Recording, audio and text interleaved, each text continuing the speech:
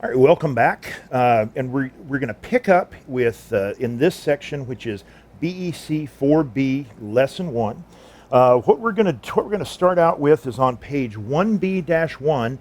You can see we have the role of information technology in business. Okay, and again, notice we have our blueprint item. This is our learning objectives we have from AICPA, and they say that we should recognize the role of big data and analytics and statistics in supporting business decisions. And so we're going to start out with a section on big data and data analytics. Okay, so what's happened over the last few years is that we've had, as we've continued to have more and more digital ways of storing information, whether it's we had film cameras, then we had a few people had digital cameras, then everybody had a camera phone, and then everybody has a smartphone now. So what happens is there's more and more data than we've ever had in the past. In fact, there's this, if we're thinking about this now, what's happening here is the sheer volume of data is growing by leaps and bounds every year. Okay, so what's happening here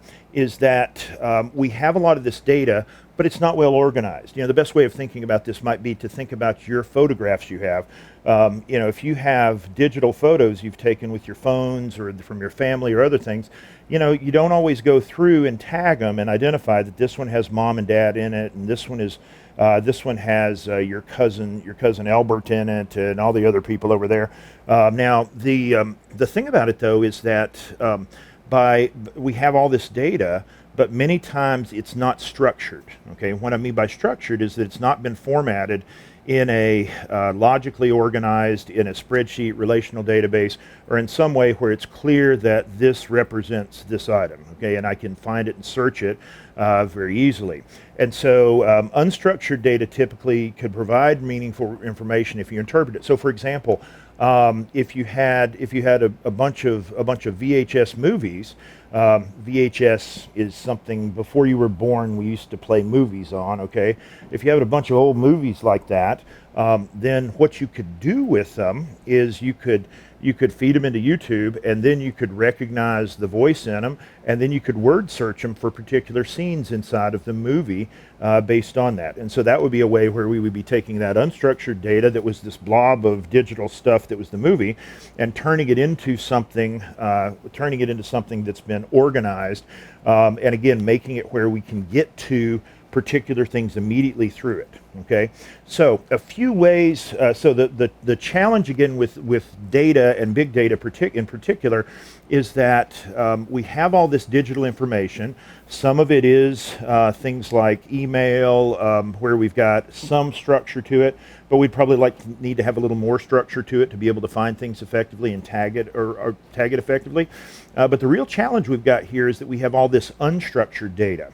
And so the unstructured data, there are different ways we can do to convert this. Okay, so what I'm going to do now is we're going to go in and highlight a few things in the text. First off, we're going to highlight big data and analytics up here at the beginning, number one, and then we're going to go in and we're going to also say big data refers to, let's just highlight starting here in the paragraph 2, the big data refers to a large quantity of either structured or unstructured data. Okay, and so then I want to also highlight the next two sentences. Structured data is data organized logically in a spreadsheet or relational database. That is where there's a way it's organized and it's very, very systematic. Okay, unstructured data is typically not organized in a database, but could provide meaningful information if interpreted.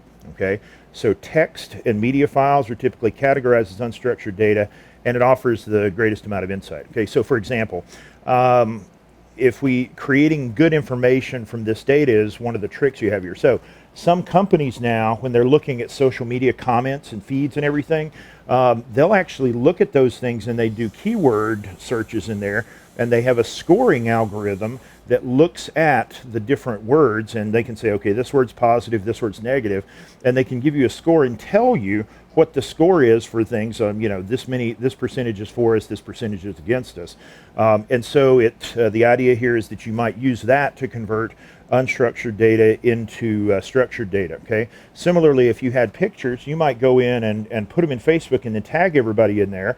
And by tagging everyone as, okay, this includes mom, dad, and vacation, by putting those tags on there, then you would be creating structure associated with it so that you could find that and then make it useful to you, okay?